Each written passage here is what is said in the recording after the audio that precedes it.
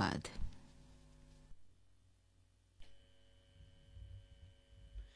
আসসালামু আলাইকুম। বাংলাদেশ বেতার রাজশাহী স্থানীয় সংবাদ পড়ছি শাহানা পারভিন। রাজশাহীর সারদায় বাংলাদেশ পুলিশ একাডেমিতে প্রশিক্ষণরত ১৬৭তম ট্রেনিং রিক্রুট কনস্টেবলদের সমাপনী কুচকাওয়াজ আগামীকাল অনুষ্ঠিত হবে।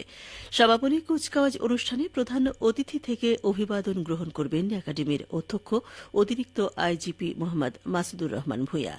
পুলিশ একাডেমি কর্তৃপক্ষ জানায়, গত বছর ২৪শে জুন থেকে ৬ মাস মেয়াদী মৌলিক প্রশিক্ষণে ৩৪২ জন কনস্টেবল প্রশিক্ষণ শুরু করেন। তবে গত ৩রা জানুয়ারি শৃঙ্খলা ভঙ্গের অভিযোগে ৮ জনকে বরখাস্ত করা হয়। নওগাঁর মান্দায় ব্লাড সার্কেল ও বিআরএফ ইউথ ক্লাবের আয়োজনে থ্যালাসেমিয়া সচেতনতায় সেমিনার ও দিনব্যাপী ফ্রি মেডিকেল ক্যাম্প অনুষ্ঠিত হচ্ছে। আজ বেলা ১১টায় কুলিহার সরকারি প্রাথমিক বিদ্যালয় মাঠে উদ্বোধনী অনুষ্ঠানে প্রধান অতিথি ছিলেন থ্যালাসেমিয়া ফ্যামিলি ও ল্যাব মেডিসিন বিশেষজ্ঞ ডাক্তার মোহাম্মদ আব্দুল মতিন। অনুষ্ঠানে তিনি বলেন, থ্যালাসেমিয়া রোগীদের নিয়মিত রক্ত দিতে হয়, তাই তাদের সাহায্যার্থে যুবকদের এগিয়ে আসা উচিত। এই ক্যাম্পেইনের মাধ্যমে স্থানীয় বাসিন্দাদেরকে বিনামূল্যে রক্তের গ্রুপ পরীক্ষা, প্রাথমিক চিকিৎসা ও পরামর্শ প্রদান করা হচ্ছে। এছাড়া অনুষ্ঠানে ৬০ জন হতদরিদ্রের মাঝে শীত বস্ত্র বিতরণ করা হয়। অনুষ্ঠানে নওগাঁ ব্লাড সার্কেলের প্রতিষ্ঠাতা সৈয়দ আহমেদ সিয়াম, সাধারণ সম্পাদক নাহিদ হাসান ও কুলিহার যুব সংঘের স্বেচ্ছাসেবী সহ অন্যান্যরা উপস্থিত ছিলেন। বিএনপির ভারপ্রাপ্ত চেয়ারম্যান তারেক রহমানের নির্দেশনায় সিরাজগঞ্জে শীতার্থ মানুষের মাঝে শীত বস্ত্র বিতরণ করা হয়েছে। আজ সকালে শহরের বিএল সরকারি বালক উচ্চ বিদ্যালয় মাঠে জেলা বিএনপির সাংগঠনিক সম্পাদক মির্জা মোস্তফা জামান এই শীত বস্ত্র বিতরণ করেন। যমুনা নদী পাড়ের ৩ শতাধিক শীতার্থ মানুষের মাঝে শীত বস্ত্র বিতরণকালে জেলা স্বেচ্ছাসেবক দলের যুগ্ম আহ্বায়ক আকাশ খন্দকার, জেলা ছাত্রদলের যুগ্ম সাধারণ সম্পাদক তাইবুল হাসান ও তোফায়েল আহমেদ তমাল উপস্থিত ছিলেন। অনুষ্ঠানে মির্জা মোস্তফা জামান বলেন, তীব্র শীতে দেশব্যাপী শীতার্তদের পাশে দাঁড়াতে দলীয় নেতাকর্মীদের প্রতি দলের ভারপ্রাপ্ত চেয়ারম্যান তারেক রহমানের নির্দেশনা রয়েছে। সেই নির্দেশ মোতাবেক যমুনা পাড়ের শীতার্তদের মাঝে এই শীত বস্ত্র বিতরণ করা হল।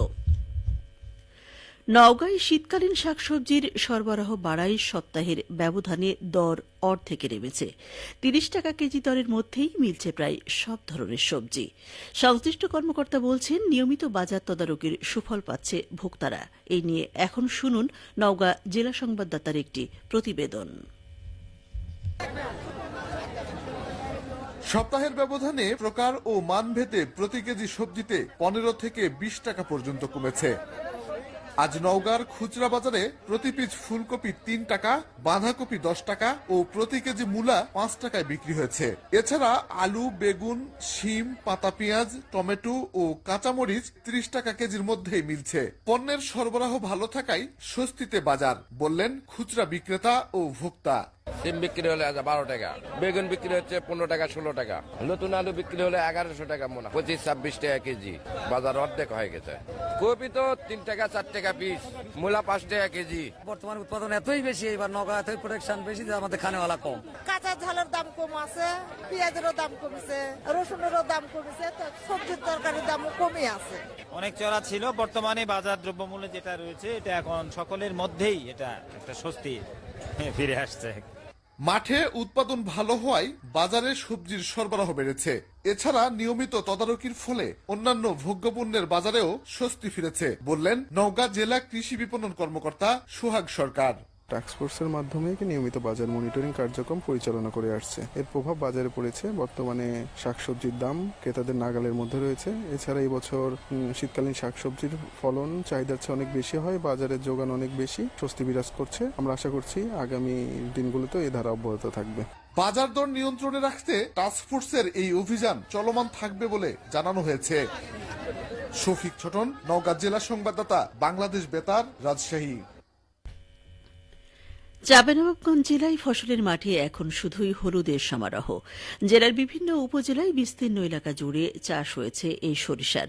অন্য বছরের তুলনায় আবহাওয়া বেশ অনুকূলে থাকায় জেলায় সরিষার বাম্পার ফলনের সম্ভাবনা দেখছে জেলা কৃষি বিভাগ।